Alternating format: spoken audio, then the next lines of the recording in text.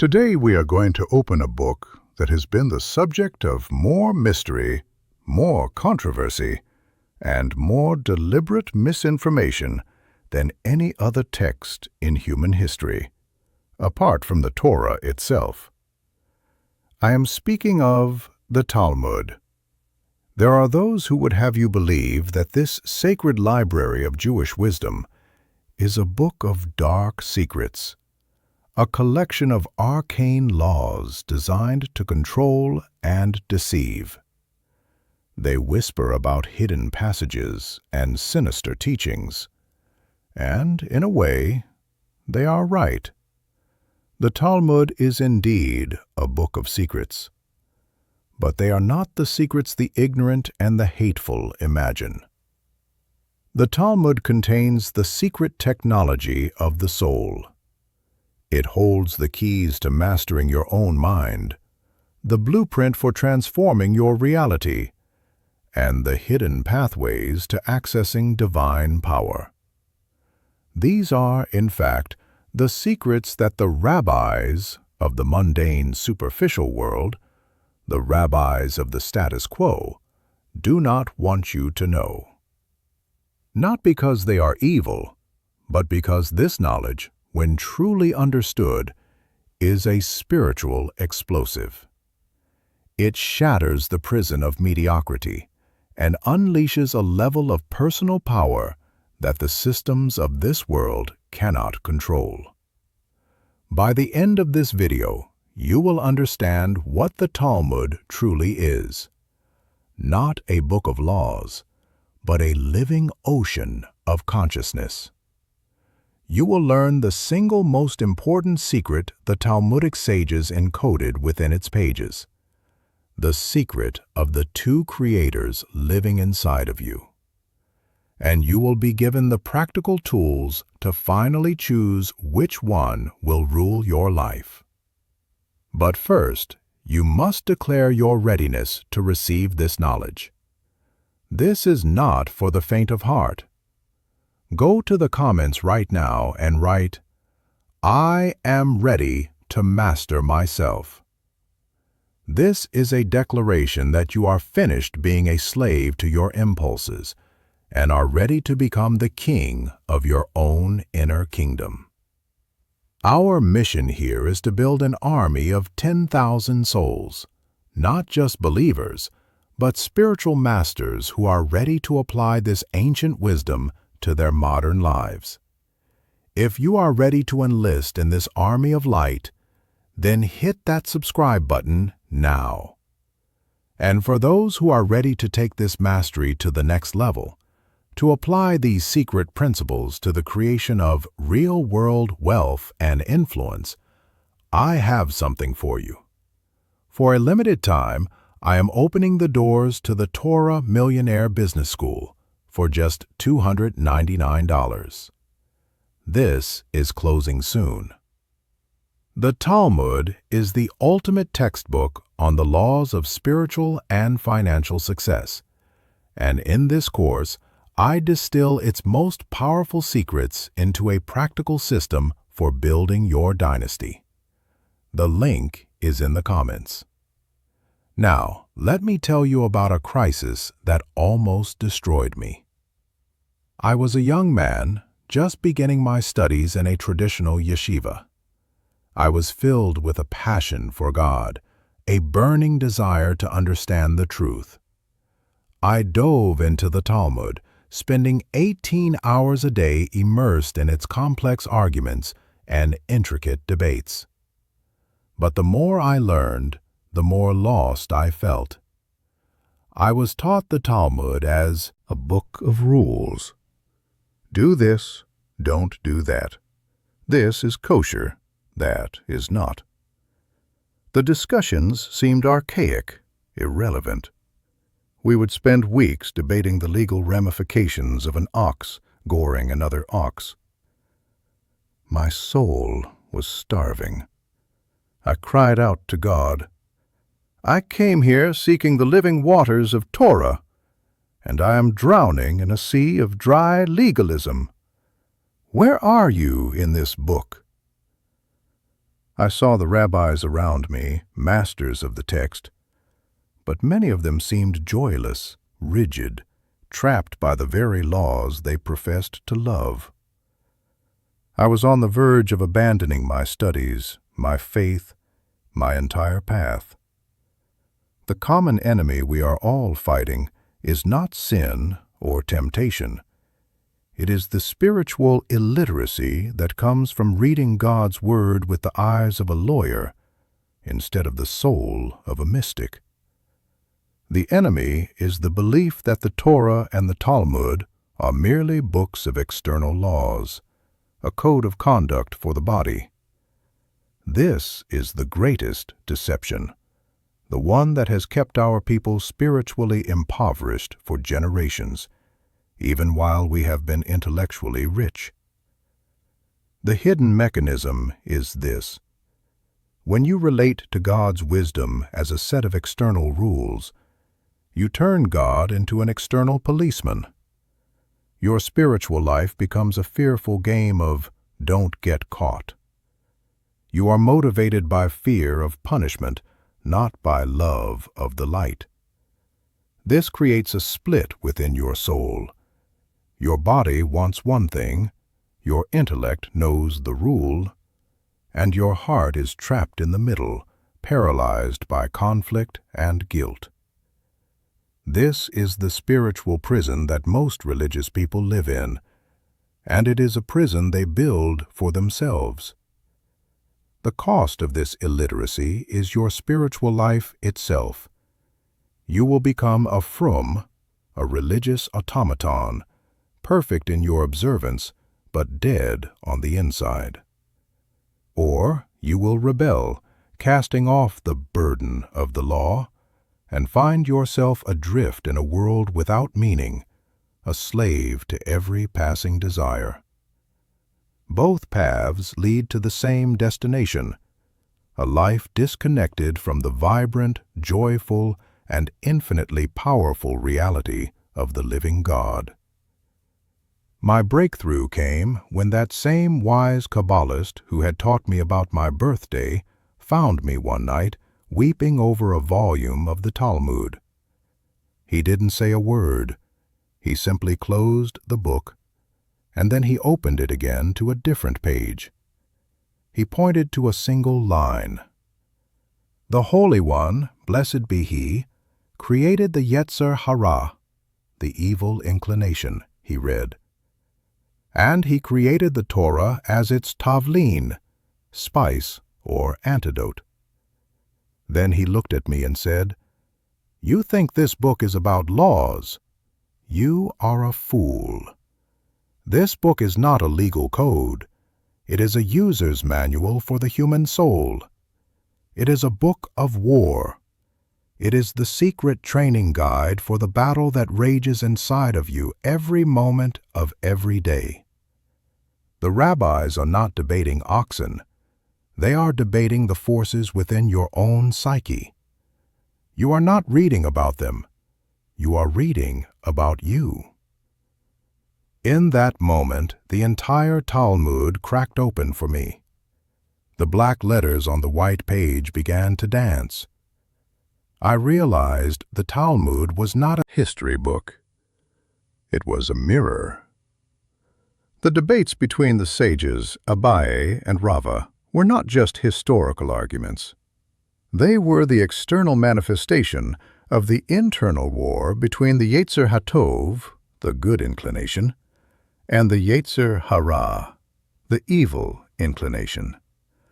This, my friends, is the great secret of the Talmud. It is a coded map of your own consciousness. The Gentiles the Talmud sometimes speaks of are not non-Jewish people.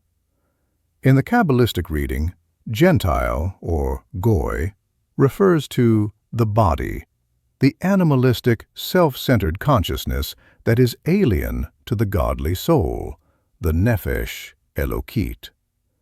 The Jew, or Yisrael, is the soul consciousness, the part of you that strives to connect with God. The Talmud is the story of the battle between these two forces for control of your life. Let me reveal the secret of the two creators. The Zohar teaches that when God created man, He did not create a finished product. He created a battlefield. He placed within you two creative forces, two yetzers, two inclinations. The yetzer hara, the evil inclination, is not evil in the way you think. It is not a red demon with a pitchfork. The Hebrew word ra doesn't just mean evil.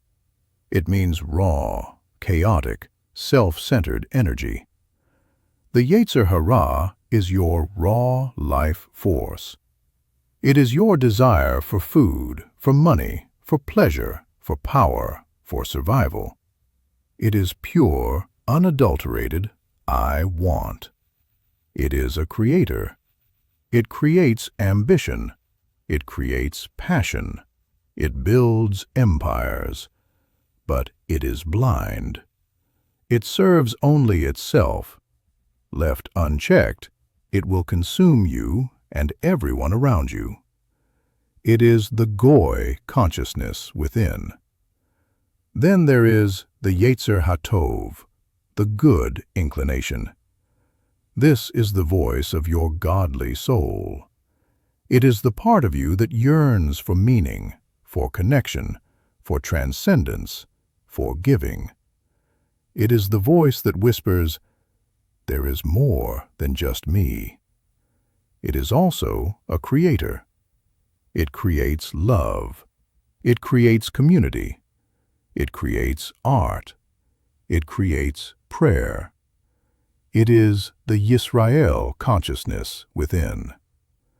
The entire purpose of your life, the secret mission encoded in the Talmud, is to become the master of these two forces. It is not to destroy the yetzer hara. That is a Christian idea, the idea of original sin, that a part of you is inherently evil and must be crucified. That is not the Torah's path. The Talmud teaches that the yetzer hara is essential. Without its raw energy, you would never get out of bed, never build a business, never have a family. The Talmud says, were it not for the yetzer hara, a man would not build a house, marry a wife, or engage in commerce. The secret is not to kill the yetzer hara, but to subjugate it, to make it the servant of the yetzer hatov, to take its powerful, raw, selfish energy and channel it towards a holy purpose, to use your ambition not just to make money, but to fund God's work, to use your passion not just for fleeting pleasure, but to build a loving family, to use your drive for power not to dominate, but to lead and to serve. This is the alchemy of the soul. And the Talmud is the alchemist's handbook. Every law, every debate, every seemingly strange story is a coded lesson in this spiritual technology. When the Talmud discusses the laws of damages, what happens when one man's ox gores another's, it is not about agriculture. The ox is a code for the yetzer hara, your animal soul. The sages are debating, when your animal nature causes damage in the world, how do you take responsibility? How do you refine it? How do you tame it? When the Talmud discusses the intricate laws of keeping kosher, it is not just about diet. It is a spiritual practice for mastering your most basic desire, the desire for food. It is a daily training exercise in telling your yetzer hara, you are not the boss. I will decide what enters this body, when and how, according to a higher purpose. This is the secret the rabbis of the superficial world don't want you to know. They want you to focus on the external action, the doing of the mitzvah.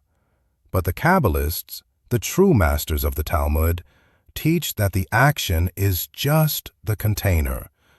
The real work is the inner transformation, the subjugation of the goy within to the Jew within.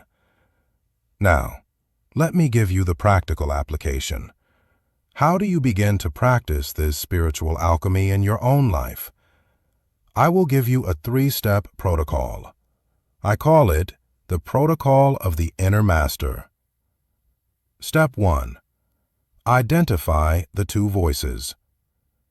For the next 7 days, your only task is to become an observer of your own mind. Carry a small notebook or use an app on your phone. Every time you feel a strong desire or make a significant decision, pause and ask, which voice is speaking right now? Is it the voice of, I want, I need, me, mine? That is the Yetzer Hara. Is it the voice of, what is the right thing to do? How can I help? What is the higher purpose here?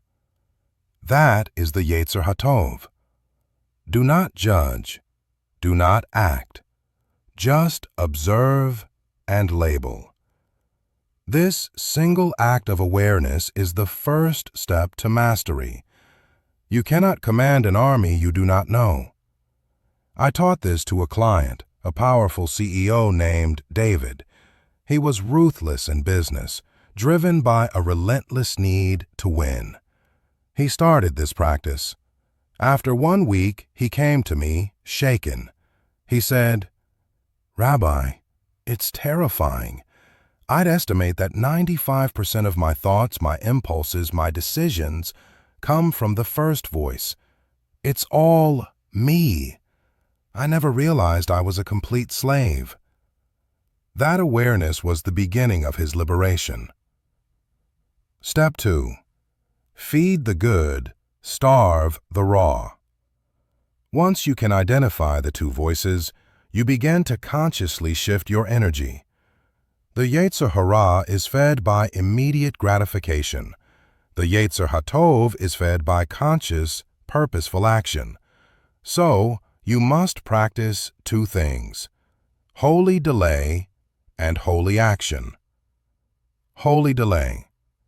When the Yetzer Hara screams, I want that, now! A piece of cake, a gossip session, an angry retort, you do not say no. You simply say, later. You introduce a pause. You wait 5 minutes. In that 5-minute gap, you create the space for the Yetzer HaTov to speak. You give your soul a chance to enter the conversation. Holy action. Every day you must perform one action that is purely for the sake of your Yetzer HaTov. Give charity anonymously. Say a prayer for an enemy. Take on a small, difficult task you've been avoiding, simply for the sake of building self-discipline. These actions are like taking your soul to the gym. They strengthen the Yetzer HaTov and give it more authority in your inner council. Step 3. Enlist the enemy. This is the highest level, the master's practice. You stop fighting the Yetzer Hara and you start negotiating with it. You learn to speak its language. The Yetzer Hara understands only one thing: self-interest. So you must learn to frame holy actions in a way that serves its interest. You want to watch mindless entertainment? Your Yetzer HaTov says, study Torah. The battle begins. The inner master steps in and says to the Yetzer Hara, listen, you want pleasure, right? The pleasure of that TV show lasts for an hour. But the pleasure of discovering a deep spiritual insight, the dopamine hit of solving a complex problem, that lasts for days. It makes you more powerful, more charismatic. Let's study for 15 minutes, and we will earn a greater, more lasting pleasure. You want to make more money. Your Yetzer Hara says, crush the competition. Your Yetzer HaTov says, be honest and charitable. The inner master says to the Yetzer Hara, you want wealth, correct? The wealth you get from crushing others is precarious. It creates enemies. It leads to stress.